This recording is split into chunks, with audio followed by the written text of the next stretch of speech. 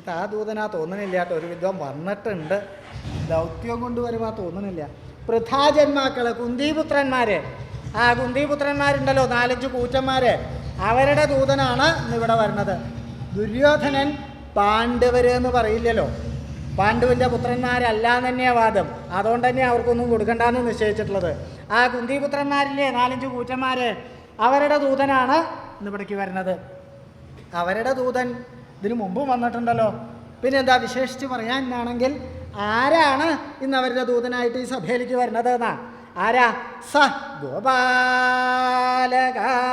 ആ ഗോപാലകൻ ഉണ്ടല്ലോ, അവനാണ് കുന്തിപുത്രന്മാരുടെ ദൂതനായിട്ട് ഈ സഭയിലേക്ക് ഇന്ന് വരുന്നത്. ആ ഗോപാലകൻ എന്ന് പറഞ്ഞാൽ അവൻ തന്നെ. അവൻ തന്നെ എന്ന് പറഞ്ഞാൽ പേര് പറയണ്ടേ? ഗോപാലൻ എന്നുള്ളത് പേരെന്ന് പറയാൻ പറ്റുമോ? അത് പശുക്കളെ മേച്ച് നടക്കുന്ന എല്ലാവരെയും പറയണത് ആ ഗോപാലന്മാരെന്ന്. അപ്പോൾ എങ്ങനെയാ? എല്ലാ ഗോപാലനും ഗോപാലനല്ല. സ ഗോപാലക, അവൻ തന്നെ. കൃഷ്ണൻ എന്നൊക്കെ പറയണില്ലേ ഒരു വിദ്വാൻ, അവൻ തന്നെ വഷളൻ. അവനാണ് ഇന്നിവിടേക്ക് ഇങ്ങോട്ട് വരുന്നത്. അവനോളം വഷളനായിട്ടൊരാൾ വേറെ ഇല്ല എന്ന് വേണം പറയാൻ. യാദവന്മാരോളം വഷളന്മാരായിട്ടൊരു കൂട്ടരന്നെ ഇല്ല എന്നാണ് എൻ്റെ പക്ഷം. കേൾക്കാല്ലേ കഥകളെ യാദവന്മാരുടെ? അപ്പം അത് ധാരാളമായിട്ട് കേൾക്കാണ്ടല്ലേ. അതിലേറ്റവും വഷളൻ ഏതാ? ഈ കൃഷ്ണൻ എന്ന് പറയുന്ന വിദ്വാനാ. ചെറുപ്പം മുതൽ എന്താ അവൻ്റെ സ്വഭാവം? മോഷണ. അന്ന ചെറുപ്പത്തിൽ അന്യഭവനങ്ങളിലൊക്കെ പോയിട്ട് വെണ്ണയും പാലും ഒക്കെ കെട്ട് ഭക്ഷിക്കുകയായിരുന്നു. സാരാക്കിയില്ല, കുട്ടികളല്ലേ വിശപ്പുണ്ടാവും നിരീക്ഷിച്ചു, ഗൗരവമായിട്ട് കണക്കാക്കണ്ടായില്ല ആരും. പക്ഷെ കുറച്ചും കൂടി പ്രായമായി, ശീലത്തിനൊരു മാറ്റവും വന്നില്ല. ശീല അപഹരിക്കലായി. സ്ത്രീകൾ കുളിക്കണോടത്തുനിന്ന് വസ്ത്രങ്ങൾ അപഹരിച്ചു കൊണ്ടുപോലെ. കുറേ കൂടി ആയപ്പോഴോ സ്ത്രീകളെ തന്നെ അപഹരിച്ചു കൊണ്ടുപോകാനായി. ഇത്രയും വഷളനായിട്ടൊരാൾ വേറെ ഇല്ല എന്ന് വേണം പറയാൻ. അവനാണ് ഇന്നിവിടേക്ക് വരുന്നത്. അപ്പോൾ സംശയിക്കാം, അങ്ങനെയുള്ള ഒരാൾക്ക് ഇവിടെ വരാൻ പറ്റുമോ? ഇത് വഷളന്മാർക്ക് വരാൻ പറ്റുന്ന സ്ഥലമാണോ ഇത്? ഏതാ? കൗരവസഭ, ഭാരതസഭ, ലോകത്തിങ്കൽ ഏറ്റവും ശ്രേഷ്ഠമായിട്ടുള്ളതാണ്. ആ സഭയിലേക്ക് ഒരു വഷളന് കയറി വരാൻ പറ്റുമോ എന്നാണെങ്കിൽ പറ്റും എന്നായിട്ടുണ്ട് അല്ലേ. ഇപ്പം കാലത്തിൻ്റെ വൈഭവം എന്ന് വേണം പറയാൻ അല്ലേ. ഏത് വഷളനും ഏത് സഭയിലേക്കും ചെല്ലാന്നായിട്ടുണ്ട്, പറഞ്ഞയക്കാമെന്നുമായിട്ടുണ്ട് ഇല്ലേ. ഇന്ന സഭ എന്നല്ലേ, ഏത് വഷളന് വേണമെങ്കിലും ഏത് സഭയിലേക്കും ചെല്ലാമെന്നായിട്ടുണ്ട്. എന്താ? ഭൂരിപക്ഷത്തിനാണല്ലോ ഇപ്പോൾ വില. മഹാകേമനായിട്ടുള്ള ഒരാൾ, കേമൻ എന്ന് പറയാൻ 4 ആളേ ഉണ്ടാവുള്ളൂ. അയാൾക്ക് എവിടെയും പോകാനും പറ്റില്ല, അയാളായിട്ട് എവിടേക്കും പറഞ്ഞയക്കൂല. എന്നാൽ 6 വഷളനായിട്ടൊരാളുടെ പിന്നിൽ ജയ പാടാൻ ആയിരക്കണക്കിന് ആൾക്കാരെ അങ്ങോട്ട് കൂടിക്കഴിഞ്ഞാൽ അവൻ കേമനായി, അവനെവിടേക്കും പോവുകയും ചെയ്യാം. ഇവിടെ ഇപ്പോൾ അവസ്ഥ തന്നെയല്ലേ. ഇപ്പോൾ സഭകളിലൊക്കെ ഉള്ളവർ യോഗ്യന്മാരാന്ന് വല്ല വിചാരമുണ്ടോ? ഉണ്ടെങ്കിൽ അത് എന്ന് വെച്ചാൽ എല്ലാവരും വഷളന്മാരാന്നല്ല കേട്ടോ പറഞ്ഞതിൻ്റെ സാരം. അനവധി വഷളന്മാരും കൂട്ടത്തിലുണ്ട്. അപ്പോൾ സംശയിക്കാം, അങ്ങനെ വഷളനായിട്ടൊരാളാണെങ്കിൽ അവൻ്റെ പിന്നിൽ എങ്ങനെയായി ആൾക്കാർ കൂടുക എന്നാണെങ്കിൽ മായാമോഹിത മൂഢലോകലിത പ്രൗഢി, മായ കൊണ്ട് മോഹിതങ്ങളായിട്ടുള്ള മൂഢലോകങ്ങളാൽ കലിതയായിട്ടുള്ള പ്രൗഢിയോടുകൂടിയവനാണ് ഈ കൃഷ്ണൻ. ഈ കൃഷ്ണൻ എന്ന് പറയുന്ന വിദ്വാന് ചില മായാശക്തിയൊക്കെ ഉണ്ട്. അതിനധീനരായിട്ടുള്ള മൂഢലോകങ്ങൾ, വിഡ്ഢികളായിട്ടുള്ളവർ, കഥയില്ലാത്തവർ, അവരാണ് കൃഷ്ണൻ. കേമനാണ്. എന്തിനധികം പറയണു? ഈശ്വരനാണ് എന്നൊക്കെ പറഞ്ഞപ്പോൾ നാമം ചോദിച്ച് കൂടിയിട്ടുണ്ട് എന്നാണ് കേൾക്കണത് പിന്നാലെ. എന്താ? ആരാ അങ്ങനെ പറയണത്? മൂഢലോകങ്ങൾ, വിഡ്ഢികളായിട്ടുള്ളവർ, കഥയില്ലാത്തവരാണ് കൃഷ്ണൻ. കേമന. കഥയുള്ളവരാണെങ്കിലും ഇല്ലാത്തവരാണെങ്കിലും അനവധി ആൾക്കാരെ അങ്ങോട്ട് പിന്നിൽ കൂടിയപ്പോൾ അവനും തോന്നി ഞാൻ കുറേ കേമനാണ്. വാസ്തവത്തിൽ ഒരു യോഗ്യതയില്ല ആ വഷളൻ. അവനാണ് ഇന്ന് ഈ സഭയിലേക്ക് വരുന്നത്. ഇത്രയേ ഉള്ളൂ. അങ്ങനെ വഷളനായിട്ടൊരാളാണെങ്കിൽ വന്നോട്ടെ, പൊക്കോട്ടെ. അതിനിപ്പോൾ ഇങ്ങനെ ഒരു ആമുഖമൊക്കെ വേണം. അന്ന് പൊക്കോട്ടെ അങ്ങോട്ട് നിരീക്ഷാൽ പോരേന്നാണെങ്കിൽ എനിക്ക് അതല്ല നിങ്ങളോട് പറയാനുള്ളത്. കൃഷ്ണൻ ഈ സഭയിൽ വരണൂന്നല്ല നിങ്ങളോട് പറയാനുള്ളത്. പിന്നെയോ, ആ കൃഷ്ണൻ ഈ സഭയിൽ വരുമ്പോൾ നിങ്ങളാരും അവനെ മാനിക്കരുത്. അതാ എനിക്ക് നിങ്ങളെ ധരിപ്പിക്കാനുള്ളത്. അല്ലേ സഭാവാസികൾ, നിങ്ങളാരും കൃഷ്ണൻ വരുന്ന സമയത്ത് ഇരുന്ന സ്ഥലത്ത് നിന്ന് എണീറ്റ് അവനെ മാനിക്കരുത്. ഈ ദുര്യോധനൻ എന്താ ഇപ്പം ഇങ്ങനെ പറയാൻ കാരണം? സ്വതേ ഒരാൾ വരുമ്പോൾ വരാം ഇങ്ങോട്ട് വരാട്ടോ, മുമ്പിൽ തന്നെ ആവാം, ഇവിടെ സ്ഥലമുണ്ട്, കൈ പിടിച്ചിട്ട് കൊടുത്തോളൂ, തട്ടിത്തറിഞ്ഞ് വീഴൊന്നും വേണ്ട, ഇങ്ങോട്ട് പോന്നോട്ടെ, അവിടെ വേണ്ടാട്ടോ, വേണമെങ്കിൽ മുമ്പിൽ തന്നെ ആവാം. അപ്പോൾ മാനിക്കുക വേണ്ട ഒരാൾ വരുമ്പോൾ. ഇനി അഥവാ മാനിച്ചില്ലെങ്കിലും അപമാനിക്കാൻ പാടില്ല. പിന്നെന്താ കൃഷ്ണനെ അപമാനിക്കണമെന്ന് ദുര്യോധനൻ നിരീക്ഷിച്ചതെന്നാണെങ്കിൽ അതിനും കാരണം ഉണ്ടായി. കൃഷ്ണൻ തന്നെ അപമാനിച്ചു, അതിന് പ്രതിക്രിയ ചെയ്യണം. അതാ അങ്ങനെ നിരീക്കാൻ കാരണം. കൃഷ്ണൻ ദുര്യോധനെ അപമാനിക്കുക എന്താ അപ്പം അത് അദ്ദേഹത്തിന് തോന്നാനാണെങ്കിൽ അതിനും കാരണം ഉണ്ടായി. തലേ ദിവസം കൃഷ്ണൻ അവിടെ എത്തിയെന്ന് പറയുണ്ടായില്ലോ. അപ്പോൾ ദുര്യോധനൻ കേമായിട്ട് കൃഷ്ണനെ ക്ഷണിക്കുന്നുണ്ടായി. ആ കൃഷ്ണ, വരാം വരാം വരാം വരാം വരാം, യാത്രയൊക്കെ സുഖമായില്ലേ, ബുദ്ധിമുട്ടൊന്നും ഉണ്ടായില്ലല്ലോ. പിന്നെ കൃഷ്ണ ഒരു കാര്യം, ഇന്ന് കൃഷ്ണൻ വിശ്രമിക്കുക. ഗൗരവമായിട്ടുള്ള വിഷയമൊക്കെ ഇപ്പോൾ നാളെ സഭയിൽ ആലോചിച്ചാൽ മതിയല്ലോ. ഇന്ന് ആ ഗുളിയും ആത്താഴമൊക്കെ കഴിഞ്ഞ് വിശ്രമിക്കുക. പിന്നെ ഒരു കാര്യം, ഒക്കെ ഒരുമിച്ചാണ് കേട്ടോ, എൻ്റെ കൂടെ തന്നെയാണ് കൃഷ്ണനും. ആ ഗുളിയും അത്താഴവും കിടപ്പും ഒക്കെ ഒരുമിച്ചാവാം. ഇതൊന്നും എപ്പോഴും തരാവണതല്ലല്ലോ, വല്ലപ്പോഴും അല്ലേ ഉള്ളൂ ഇങ്ങനെ സാധിക്കുള്ളൂ. ഓരോരോ നേരമ്പോഴൊക്കെ പറഞ്ഞേ നമുക്ക് ഒരുമിച്ച് അങ്ങോട്ട് കൂടാം. അല്ല, ഇവിടെ വന്നാൽ എൻ്റെ കൂടെ ഉണ്ടാവുള്ളൂ എന്ന് അറിയാഞ്ഞിട്ടല്ല, എന്നാലും ഞാനൊന്ന് പറഞ്ഞു എന്ന് മാത്രം. പിന്നെ എനിക്ക് എങ്ങനെയാ വെച്ചാൽ കൃഷ്ണനും അതുപോലെ തന്നെയാണ്, ഒന്നിനും ഇവിടെ ഒരു കുറവും ഉണ്ടാവില്ല എന്ന് സാരം. ക്ഷേമമായിട്ട് ക്ഷണിക്കുണ്ടായി. ആ ക്ഷണം, ദുര്യോധനൻ്റെ ക്ഷണം കൃഷ്ണൻ നിരസിക്കാണ്ടായത്. അല്ലേ ദുര്യോധനൻ, എനിക്ക് അങ്ങയുടെ ക്ഷണം സ്വീകരിക്കാൻ നിവൃത്തിയില്ല. അപ്പോൾ അതെന്താ, ഞാനിപ്പോൾ പാണ്ഡവരുടെ ദൂതനായിട്ടാണ് ഇവിടെ വന്നിട്ടുള്ളത്. പാണ്ഡവരിപ്പോൾ അങ്ങയുടെ ശത്രുക്കളാണ്. ആ നിലയ്ക്ക് അവരുടെ ബന്ധുവായിട്ടുള്ള ഞാനും ശത്രുസ്ഥാനത്താണ്. ശത്രുക്കളെ ഭക്ഷണം കഴിക്കാൻ ക്ഷണിക്കണത് തന്നെ ഉചിതമല്ല. ഇനി അഥവാ അങ്ങ് ക്ഷണിച്ചാലും ഞാനത് സ്വീകരിക്കാനും പാടില്ല. ഈ ഭക്ഷണം കഴിക്കാനൊക്കെ ക്ഷണിക്കുമ്പോൾ പ്രത്യേകം ശ്രദ്ധിക്കണം സ്വീകരിക്കാൻ. എന്താ, പൂർണ്ണ മനസ്സോടുകൂടി, തൃപ്തിയോടുകൂടി, സന്തോഷത്തോടുകൂടി തരികയാണെങ്കിലേ കഴിക്കാൻ പാടുള്ളൂ. എനിക്കറിയാം അങ്ങ് വലിയ സന്തോഷത്തോട് കൂടിയിട്ടൊന്നും അല്ലാതെ ചെയ്യണത് എന്നുള്ള കാര്യം എനിക്കറിയാം. അതറിഞ്ഞുകൊണ്ട് ഞാനത് സ്വീകരിക്കണത് ഭംഗിയല്ലല്ലോ എന്ന് വെച്ച് പരിഭ്രമിക്കൊന്നും വേണ്ട കേട്ടോ. ഞാനിന്ന് അത്താഴ പ്രശ്നമൊന്നും കിടക്കാൻ തീർച്ചയാക്കിയിട്ടില്ല. വിദുരഭവനത്തിൽ കഴിയാനാണ് തീർച്ചയാക്കിയിട്ടുള്ളത്. അത് നേരത്തെ തന്നെ നിശ്ചയിച്ചിട്ടുള്ളതാണെന്ന് പറഞ്ഞ് ആ ദുര്യോധനൻ്റെ ക്ഷണം നിരസിച്ച് വിദുരഭവനത്തിലേക്ക് പോകാണ്ടായത്. ഇത് ദുര്യോധനന് അപമാനമായി. ആഹാ, അവൻ എൻ്റെ ഭക്ഷണം കഴിക്കാൻ പറ്റില്ലാന്ന്. എന്നിട്ടോ എവിടേക്കാണ് പോയിട്ടുള്ളത്? ആ ദാസീപുത്രൻ്റെ അടുത്തേക്ക്, വിദുരരുടെ അടുത്തേക്ക്. അല്ല, അവനെ ക്ഷണിക്കാൻ പുറപ്പെട്ട എന്നെയാണ് ശകാരിക്കേണ്ടത്. അവനവൻ്റെ തരക്കാരെ മാത്രമേ ക്ഷണിക്കാൻ പാടുള്ളൂ. അവന് ഇവിടെ കഴിയാനുള്ള യോഗ്യതയല്ല, അവിടെ കഴിയാനുള്ള യോഗ്യത തന്നെയുള്ളൂ. ആ ബാല്യക്കാരൻ്റെ കൂടെ കഴിയാനുള്ള യോഗ്യതയുള്ളൂ. എന്നാലും അവൻ എന്നെ മനഃപൂർവ്വം അപമാനിച്ചതല്ലേ? അതികഠിനമായിട്ടുള്ള ദേഷ്യം വന്നു. എന്നാൽ ഈ ക്ഷണം നിരസിച്ചു എന്നുള്ളത് മാത്രമാണോ ദുര്യോധനൻ്റെ ദേഷ്യത്തിന് കാരണം? അല്ല, വേറെയും ഒരു കാരണമുണ്ട്. എന്താ, ദുര്യോധനൻ ഇപ്പോൾ കൃഷ്ണനെ ക്ഷണിക്കാൻ പുറപ്പെട്ടത് എന്താ? തൻ്റെ കേമത്തൊന്ന് കൃഷ്ണനെ കാണിക്കണം, തനിക്ക് ഇങ്ങനെയൊക്കെ സാധിക്കും. പണ്ട് ആ ദ്വാരകയിൽ ചെന്നപ്പോൾ കേമായിട്ടുള്ള സ്വീകരണമൊക്കെ ഉണ്ടായി. അപ്പോൾ അതിനേക്കാളൊക്കെ കേമായിട്ട് തനിക്കിവിടെ തരാവും എന്ന് കൃഷ്ണനെ ഒന്ന് കാണിക്കണം എന്ന് നിരീക്ഷിച്ചു. അത് തരായില്ല. മാത്രമല്ല വേറൊരു ഉദ്ദേശ്യം കൂടെ ഉണ്ടായിരുന്നു. എന്താ അത്? കൃഷ്ണൻ ദൂതനായിട്ട് പുറപ്പെട്ടിട്ടുള്ള കഥ മനസ്സിലായി. കൃഷ്ണനാണ് പാണ്ഡവരുടെ ദൂതനായിട്ട് ഇവിടേക്ക് വരുന്നത് എന്നുള്ള വർത്തമാനം അറിയുണ്ടായി. അപ്പോൾ ദുര്യോധനൻ കണക്കാക്കി, കൃഷ്ണൻ സഭയിൽ വന്ന് എന്തെങ്കിലും പറയണതിന് മുമ്പായിട്ട് കൃഷ്ണനെ കണ്ട് തൻ്റെ ഭാഗം കൃഷ്ണനെ കൊണ്ട് സമ്മതിപ്പിച്ച് അതിന് പാകമായിട്ട് കൃഷ്ണനെ സഭയിൽ പറയിപ്പിക്കാൻ പാടുള്ളൂ നിശ്ചയിച്ചു. അതിനാ ആ വഴി നീളെ കൃഷ്ണനെ സ്വീകരിക്കാൻ വേണ്ട ഒരുക്കങ്ങളൊക്കെ ചെയ്യണ്ടായി. മന്ദിരങ്ങളൊക്കെ പ്രത്യേകമായിട്ടുണ്ടാക്കി. അതൊന്നും കൃഷ്ണൻ സ്വീകരിച്ചില്ല എന്ന് മാത്രമേ ഉള്ളൂ, ഉപയോഗിച്ചു തന്നെയില്ല. നേരെ ഇവിടെ എത്തുകയാണല്ലോ ഉണ്ടായത്. ആ ദുര്യോധൻ്റെ ആ വിശ്രമ മന്ദിരങ്ങളിൽ വിശ്രമിക്കാനൊന്നും ഉണ്ടായില്ല, നേരെ ഇവിടെ എത്തിയുള്ളൂ. മാത്രമല്ല, എന്നാൽ ഇവിടെ വന്നപ്പോൾ ദുര്യോധനൻ വിചാരിച്ചത് എന്താ, തൻ്റെ അടുത്തേക്ക് നേരെ ഇങ്ങോട്ട് വരുന്ന, നേരെ ആ രാജാവ് താനാണല്ലോ. രാജാവ് ധൃതരാഷ്ട്രനാണെങ്കിൽ അദ്ദേഹത്തിന് കാഴ്ചയില്ലാത്തതുകൊണ്ട് ദുര്യോധന കാര്യങ്ങൾ ചെയ്യണം. അപ്പോൾ തന്നെ കാണാൻ വരുന്ന നിരീച്ച് അപ്പോഴാണ് കേട്ടത് ധൃതരാഷ്ട്രരെ കാണാനാ പോയെന്ന്. ഇവിടെ വന്നാൽ എന്നെയല്ലേ കാണണ്ടേ, എന്തിനാ പങ്കെടു? ആ സാരല്ല, അത് കഴിഞ്ഞാൽ വരും. അപ്പം പിന്നെ കേട്ടു ആ ഭീഷ്മരുടെ അടുത്തേക്കാണ് പോയേക്കണത്. പിതാമഹൻ, ഇവിടെ ഇപ്പം ഞാനല്ലേ കാര്യങ്ങളൊക്കെ നോക്കണത്, പിന്നെ എന്തിനാ ഇപ്പോൾ പിതാമഹനെയൊക്കെ കാണുന്നത്? അതൊക്കെ കഴിഞ്ഞിട്ടാണ് തൻ്റെ അടുത്തേക്ക് വന്നത്. അപ്പം തന്നെ മുഷിഞ്ഞു. എന്നാലും സാരമില്ല, ആ തൻ്റെ കൂടെ നിർത്തി അന്ന് ആ ഒരു രാത്രി കൊണ്ട് കൃഷ്ണനെ തൻ്റെ സ്വാധീനത്തിലാക്കാം എന്ന് നിശ്ചയിച്ചിട്ടാണ് സൽക്കരിക്കാനായിട്ട് പുറപ്പെട്ടത്. അത് തരാനില്ല എന്നുള്ളതിൻ്റെ ആ ദേഷ്യം ഉണ്ടായിരുന്നു. അതാ ആ അപമാനിക്കാൻ തന്നെ തീർച്ചയാക്കി പുറപ്പെട്ടത്. അല്ലേ സഭാവാസികളെ, രാജാക്കന്മാർ, നിങ്ങളാരും കൃഷ്ണൻ വരുന്ന സമയത്ത് ഇരുന്ന സ്ഥലത്ത് നിന്ന് എണീറ്റ് കൃഷ്ണനെ മാനിക്കരുത്. ഈ മാനിക്കരുത് എന്ന് പറയലൊക്കെ എളുപ്പം കഴിയും. സഭയിലിപ്പോൾ ഒരു പക്ഷം മാത്രമല്ലല്ലോ ഉണ്ടാവുക, എതിരഭിപ്രായക്കാരും ഉണ്ടാവുമല്ലോ. ആ മാനിക്കണം എന്നുള്ളവരും ഉണ്ടാവും, മാനിക്കരുത് എന്ന് പറഞ്ഞാൽ മാനിക്കും എന്നുള്ള പക്ഷക്കാരും ഉണ്ടാവും. അങ്ങനെ ആരെങ്കിലും യ അസ്യ പ്രത്യുത്ഥാസ്യതി, ആരെങ്കിലും അവന് പ്രത്യുത്ഥാനം ചെയ്താൽ, എൻ്റെ വാക്ക് കണക്കാക്കാണ്ട് ആരെങ്കിലും കൃഷ്ണൻ വരുന്ന സമയത്ത് ഇരുന്ന സ്ഥലത്തുനിന്ന് എണീറ്റ് കൃഷ്ണനെ മാനിക്കാൻ പുറപ്പെട്ടാൽ സ ദണ്ഡ്യ, അവൻ ദണ്ഡ്യനാണ്, അവനെ ഞാൻ ശിക്ഷിക്കും. അതാ എനിക്ക് നിങ്ങളോട് പറയാനുള്ളത്. അല്ലേ രാജാക്കന്മാർ, നിങ്ങളാരും കൃഷ്ണൻ വരുന്ന സമയത്ത് ഇരുന്ന സ്ഥലത്തുനിന്ന് എണീറ്റ് കൃഷ്ണനെ മാനിക്കരുത്.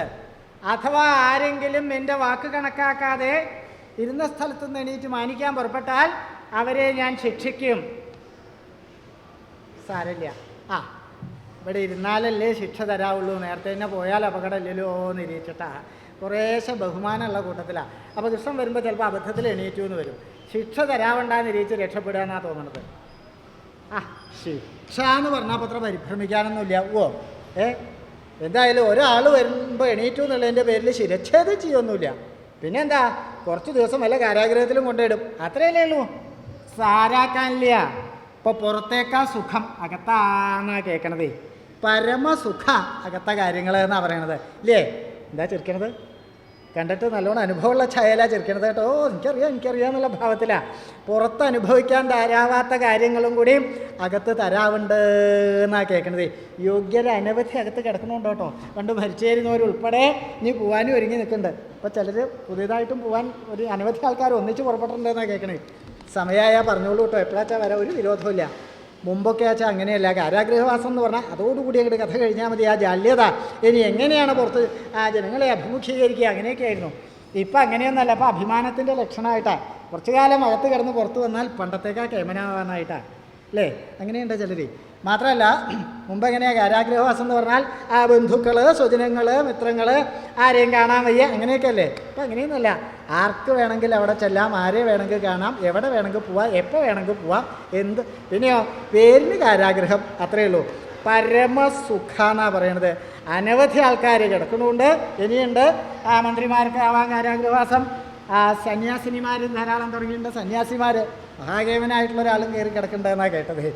പണ്ടൊരു വിദ്വാൻ ഉണ്ടായിരുന്നു, അദ്ദേഹത്തിന് അധികം വേണ്ടി വന്നില്ല. ഇപ്പോഴത്തെ ആൾ പിന്നെ ധാരാളമായിട്ട് കിടക്കുന്നതാണ് തോന്നണത്. അപ്പോൾ കുറച്ചു കാലം വന്ന് പുറത്തിങ്ങോട്ട് വന്നാൽ സ്വീകരിക്കാൻ ആൾക്കാരൊക്കെ ആയിട്ട് ചെല്ലേ. എവിടെയായിരുന്നു? ഇവിടെ ഉണ്ടായിരുന്നില്ല. ഇവിടെ ഇല്ല വെച്ചാൽ അമ്മാത്തതെന്നോ തറവാട്ടിലെന്നോ എങ്ങനെ പറയാം എന്ന് വെച്ചാൽ കാരാഗ്രഹത്തിൽ. അപ്പോൾ ഇതിനു മുമ്പ് ധാരാളം ഉണ്ടായിട്ടുണ്ട്. ഇപ്പോൾ എത്ര തവണയായി? 10 തവണയിൽ കുറയില്ല. എന്തായാലും 10 തവണ കാരാഗ്രഹവാസം അതുണ്ടായിട്ടുണ്ട്, അതിൽ കുറയില്ല. എന്നാൽ താൻ തന്നെയാണ് കേട്ടോ അടുത്ത മന്ത്രി. അങ്ങനെയൊക്കെയാണല്ലോ. അതിൻ്റെയൊക്കെ യോഗ്യതയുടെ ഒരു മാനദണ്ഡമായിട്ട് നിശ്ചയിച്ചേക്കുന്നത് അതാ. 10 സംവത്സരം, 1 സംവത്സരം, ഒന്നുമില്ലെങ്കിൽ അതിൻ്റെ മുമ്പ് കൂടെ 4 തവണ നടന്നു എന്നെങ്കിലും പറയണം കാരാഗ്രഹത്തിൻ്റെ മുമ്പ് കൂടെ. അപ്പോൾ യോഗ്യതയുടെ ഒരു ലക്ഷണമായിട്ടാണ് കാരാഗ്രഹവാസം കണക്കാക്കിയേക്കണത്. എന്നാൽ ദുര്യോധൻ്റെ ശിക്ഷ അങ്ങനെയായിരുന്നില്ല കേട്ടോ. പിന്നെയോ ചമ്മട്ടി കൊണ്ട് 101 അടി, അതുമല്ല മുക്കാലി കയറ്റിയിട്ട്. പിന്നെയോ ദ്രവ്യം കൊണ്ടുള്ള ശിക്ഷയായിരുന്നു ദുര്യോധൻ്റെ. ദ്രവ്യം കൊണ്ടുള്ള ശിക്ഷ അതെന്താ? ദ്രവ്യം പണം കൊണ്ടുള്ള ശിക്ഷ എന്ന് പറഞ്ഞാൽ പിഴ.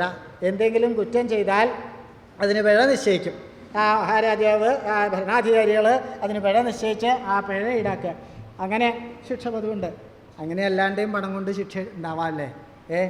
ഇവിടെ ഇപ്പോൾ വലിയൊരു ശിക്ഷ കഴിഞ്ഞിരിക്കണ അതിൻ്റെ അനുഭവിച്ചു കൊണ്ടിരിക്കുന്ന ശിക്ഷ കഴിഞ്ഞു എന്ന് പറയാറായിട്ടില്ല അല്ലേ? സംവത്സരം തികയാറാവണേ ഉള്ളൂ. അപ്പോഴേക്കും തന്നെ ഏതാനും ദിവസങ്ങളൊക്കെ ശിക്ഷ നീണ്ടു നിൽക്കുള്ളൂ എന്നാണ് കേട്ടത്. ഇപ്പോൾ ദിവസങ്ങളല്ല, മാസങ്ങളല്ല, സംവത്സരങ്ങളായാലും അത് അവസാനിക്കണ ലക്ഷണമില്ല അല്ലേ ഇവിടുത്തെ ശിക്ഷ? എന്തായാലും ഒരു കാര്യം പറയാണ്ടിരിക്കാൻ നിവൃത്തിയില്ല കേട്ടോ. ഇത്ര കേമായിട്ട് എല്ലാവരെയും കൂടി ഒരു രാജ്യത്തെ പ്രജകളെ മുഴുവൻ ഒരുമിച്ച് ശിക്ഷിക്കാൻ ഇതിനു മുമ്പ് ഒരു ഭരണാധികാരിക്കും തരായിട്ടുണ്ടാവില്ല അല്ലേ? പണം കൊണ്ടുള്ള ശിക്ഷ ഇങ്ങനെ അനുഭവിച്ച കൂട്ടത്തിലാണോ?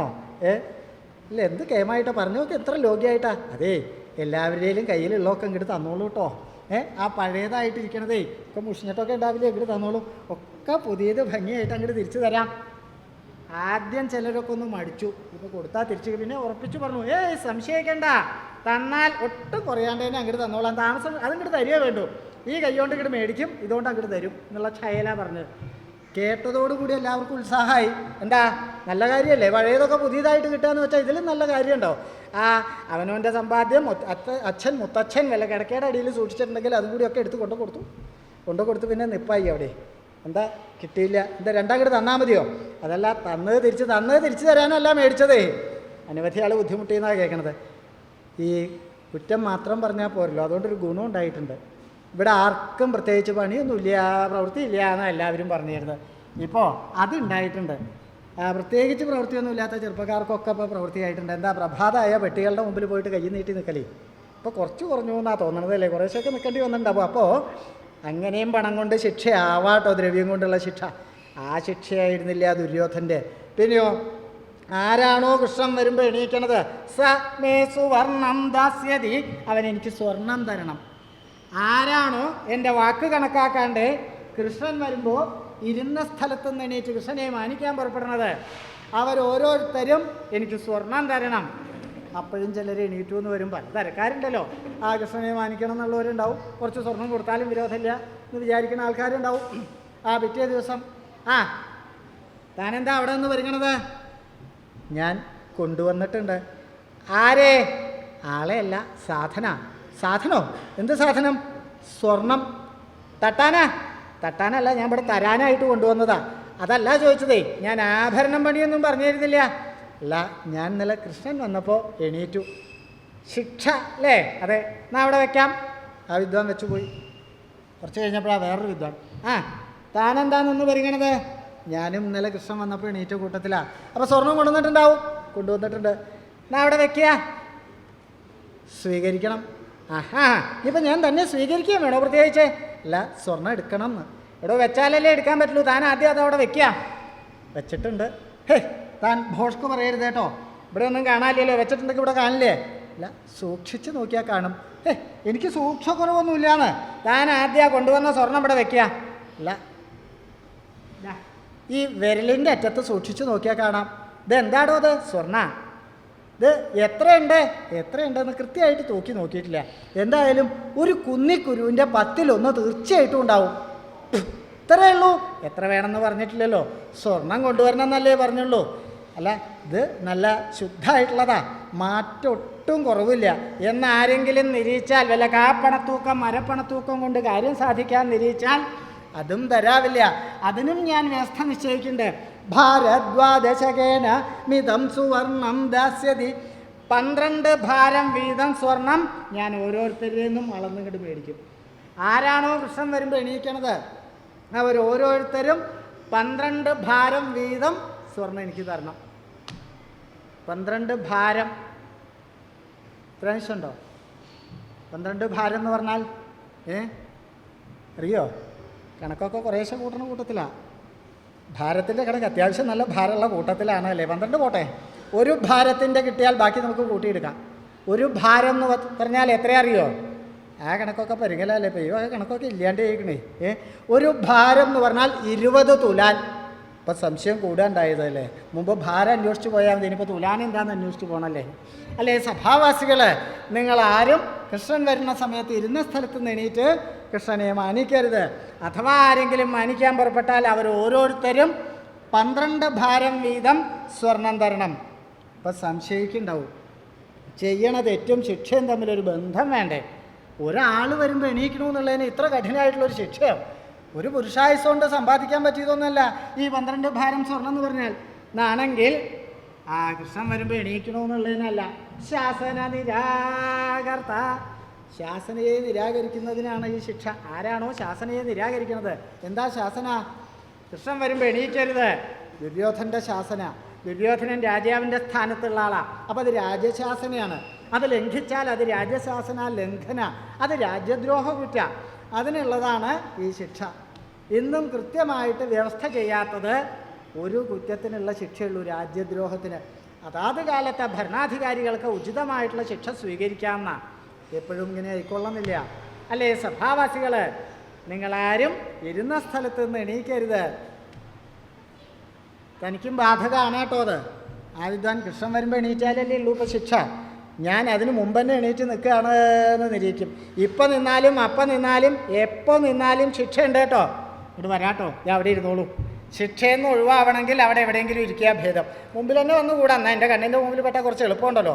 അബദ്ധത്തിലെങ്ങാനും പൊങ്ങുണ്ടെങ്കിൽ ഞാൻ അറിയുകയും ചെയ്യും. പിന്നിൽ നിൽക്കുന്നവർക്കും ബാധകമാണ് കേട്ടോ. ഇതിപ്പോൾ അകത്തോ പുറത്തോ നിശ്ചയില്ലാത്തൊരു നിപ്പോൾ അവിടെ ഇങ്ങോട്ട് നിന്ന് കഴിഞ്ഞാൽ കൃഷ്ണനെ ഇങ്ങോട്ട് കാണുക, അതാണ്ട് കഴിഞ്ഞാൽ ഓടാൻ നിരീച്ചിട്ടാണ് തോന്നുന്നത് അവിടെ പോയി കൂടിയേക്കണത് അല്ലേ? സഭാവാസികൾ, മനസ്സിരുത്തണം കേട്ടോ.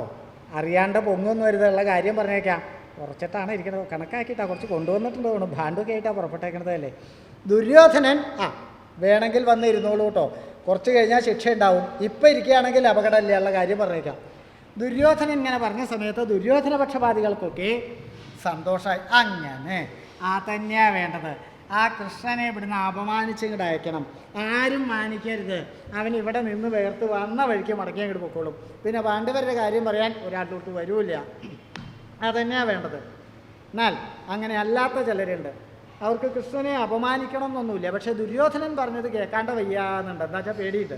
അതുകൊണ്ട് അവരെന്താ നിരീച്ച് ആ രാജാവിന് അങ്ങനെയാണ് അഭിപ്രായം വെച്ചാൽ അങ്ങനെ ആയിക്കോട്ടെ.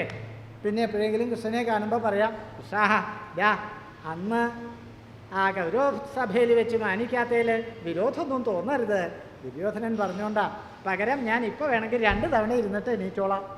അങ്ങനെ നിരീക്കുന്ന ആൾക്കാരും ഉണ്ട്. ഇത് രണ്ടും അല്ലാണ്ട് മൂന്നാമതൊരു വിഭാഗമുണ്ട്. ആരാ?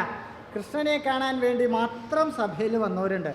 പതിവായിട്ട് വരാത്തവരും അന്ന് സഭയിലെത്തിയിട്ടുണ്ട്. ചിലരെന്താ കൃഷ്ണനെ ഒന്ന് കാണുക, വന്ദിക്കുക, പ്രാർത്ഥിക്കുക എന്ന് നിശ്ചയിച്ച് പോന്നിട്ടുള്ള അസംഖ്യം ആൾക്കാരുണ്ട്. അവർക്ക് ഇത് കേട്ടപ്പോൾ വല്ലാത്ത ദണ്ണായി. കൃഷ്ണ കൃഷ്ണ കൃഷ്ണ മുകുന്ദ മുരാരേ കടാക്ഷിക്കണേ, ഈ മഹാഭാവി കാരണം വേണ്ട പോലെയൊന്നും സാധിക്കുന്നില്ലല്ലോ. അവർക്ക് വല്ലാത്ത സങ്കടമായി. മാത്രമല്ല അവർ തമ്മിൽ ആലോചനയായി. എന്താ ഇപ്പം നിരീക്കണത്? കൃഷ്ണൻ വരുമ്പോൾ നിരീക്ഷിച്ച് കഴിഞ്ഞേക്കണമില്ലേ, തീർച്ചയാക്കലും കഴിഞ്ഞേക്കണു. എന്താ ഉറച്ച് പിടിച്ചിട്ടാ ഇതുവരെ ഇങ്ങനെയാണ് കൈയുണ്ടായിരുന്നു. ഇപ്പോൾ ആ സിംഹാസനത്തിലൊരു പിടുത്തം കൂടിയും പിടിച്ചു. അറിയാണ്ടേയും കൂടിയും പൊങ്ങരുത് വെച്ചിട്ടാ. കുറേശ്ശെ പിശുക്കുള്ള കൂട്ടത്തിലല്ലേ, ലുബ്ധ നല്ലോണമുള്ള കൂട്ടത്തിലാണെന്നാണ് തോന്നണത്. ഞാൻ നിരീക്ഷിച്ചു ഭാണ്ഡൊക്കെ കൂടി കണ്ടപ്പോൾ അത് ഇവിടെ കൊടുക്കാനായിട്ടാണ്. അങ്ങനെയല്ല അല്ലേ, ഇവിടുന്ന് വല്ലതും കെട്ടിവെച്ചാൽ തരാക്കി കൊണ്ടുപോകാൻ നിരീക്ഷിച്ചിട്ടാ. അതാ ഒരു പിടുത്തം പിടിച്ചേക്കണത്, അറിയാണ്ടോ പൊങ്ങരുത് നിരീക്ഷിച്ചിട്ടാ. ഇവിടെ ഇപ്പം എന്താ നിരീക്കണത്? ആലോചിക്കുക. അല്ലാണ്ട് ഇങ്ങനെ ഇരിക്കാച്ചാൽ എളുപ്പമുണ്ട് കേട്ടോ. ആ കൃഷ്ണൻ വരലും പൂവലും ഒക്കെ കഴിയുന്നവരെങ്ങനെ ആലോചിച്ചിരുന്നാൽ മതി. അപ്പോൾ പിന്നെ പരിഭ്രമിക്കാനൊന്നുമില്ല. ആലോചന കഴിയുമ്പോഴേക്കും കൃഷ്ണൻ വരലും പൂവലും കഴിയും. അവിടെ എന്താ നിരീക്കണത്? ഇപ്പോൾ കൃഷ്ണൻ വരുമ്പോൾ എണീക്കണോ? അത്യാവശ്യം ഭാരമുള്ള കൂട്ടത്തിലാണെങ്കിൽ നേരത്തെ തന്നെ കണക്കാക്കണം, പെട്ടെന്ന് അങ്ങോട്ട് പൊങ്ങണമെങ്കിലേ. അതുകൊണ്ടാണ് ചോദിച്ചത്. എങ്ങനെയാപ്പോൾ എന്തോ തീർച്ചയാക്കാൻ പറ്റില്ലായിരിക്കും. കൃഷ്ണൻ വരുമ്പോൾ ഞാൻ എണീക്കും. അപ്പോൾ സ്വർണം കൊടുത്താലും വിരോധമില്ല. ഈ മഹാഭാവി പറയണ കേട്ടിട്ട് കൃഷ്ണനെ അപമാനിക്കാൻ എന്നെക്കൊണ്ട് സാധ്യമല്ല. ആട്ടെ, എന്താ ഇപ്പം ഇരിക്കണത്? കയ്യൊക്കെ തിരുമ്പുണ്ടല്ലേ? എന്തെങ്കിലുമൊക്കെ ഇപ്പോൾ കണക്കാക്കിയിട്ടുണ്ടോ? കൃഷ്ണൻ വരുമ്പോൾ ഇങ്ങനെ നാമം ചോദിച്ച് ഇങ്ങനെ ഇരിക്കില്ലേ? കണ്ണടച്ചിരുന്നാൽ പിന്നെ പേടിക്കാനില്ലല്ലോ. കണ്ണ് തുറന്നാലല്ലേ ആക്ഷേപമുള്ളൂ. ആ കൃഷ്ണൻ പൂവോളം കണ്ണടച്ചിരുന്നാൽ മതി.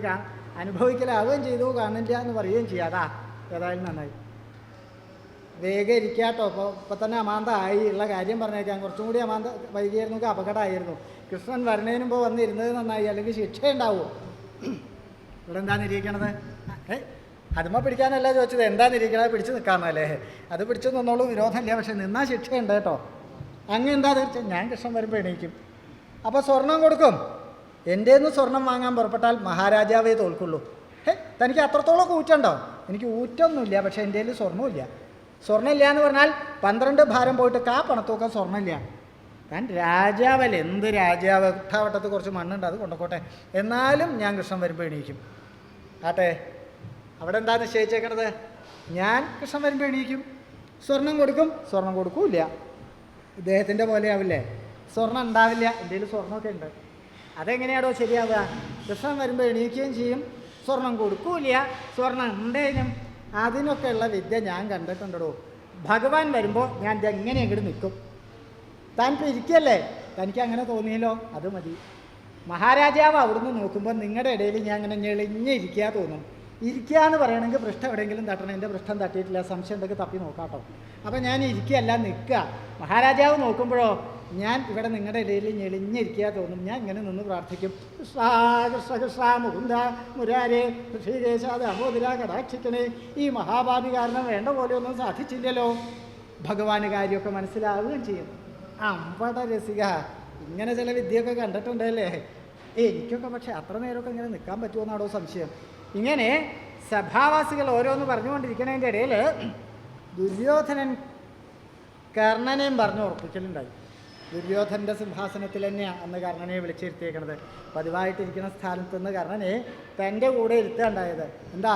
കൃഷ്ണൻ വരണ ദിവസം ഏറ്റവും അടുത്ത ആൾ കർണനാണല്ലോ ദുര്യോധൻ്റെ. അപ്പോൾ പല കാര്യങ്ങളും കർണനോട് സ്വകാര്യമായിട്ട് ആലോചിക്കേണ്ടതുണ്ട്. പതിവായിട്ടിരിക്കുന്ന സ്ഥലത്താണെങ്കിൽ അത് പറ്റില്ല. അതിനാണ് തൻ്റെ സിംഹാസനത്തിൽ തന്നെ വിളിച്ചിരുത്തി കർണൻ്റെ ചുമലിൽ കയ്യൊക്കെ വെച്ചിട്ടാ ദുര്യോധൻ്റെ നില. കർണനെയും ഉറപ്പിച്ചു. കർണ ഞാനീ പറഞ്ഞുകൊണ്ടൊന്നും ആയില്ല കേട്ടോ. ചിലപ്പോൾ ചിലരൊക്കെ എണീറ്റു എന്ന് വരും. ഒരാളും കണ്ണ് പെടാണ്ട് പോകരുത്. ഒരാളെ കണ്ണ് പെട്ടില്ലെങ്കിൽ 12 ഭാരം സ്വർണം നഷ്ടാവും. അതുകൊണ്ടൊരു കാര്യം ചെയ്യാം, ഈ ഭാഗമൊക്കെ ഞാൻ മനസ്സിരുത്തിക്കൊള്ളാം, ഇവിടെയൊക്കെ താൻ മനസ്സിരുത്തണം. ഒരാളും കണ്ണ് പെടാണ്ട് പോകരുത് കേട്ടോ. പിന്നെ ഒരു കാര്യം, കാരണം ഇത് തനിക്കും ബാധകമാണ്. താൻ എൻ്റെ സുഹൃത്താണോ തോഴനാണോ സഖാവാണെന്ന് നോക്കില്ല. താൻ എണീറ്റാൽ തനിക്കും ശിക്ഷ ഉണ്ടാവും. അല്ല, താൻ പൊങ്ങാണ്ട് ഞാൻ മനസ്സിരുത്തിക്കൊള്ളാം, അമർത്തിക്കോളാം, എന്നാലും പറഞ്ഞു എന്ന് മാത്രം. കർണനെയും പറഞ്ഞ് ഉറപ്പിച്ചിരിക്കുന്നതിൻ്റെ ഇടയിലാണ് ദുര്യോധനൻ ആ സഭയിൽ പ്രവേശിച്ചത്.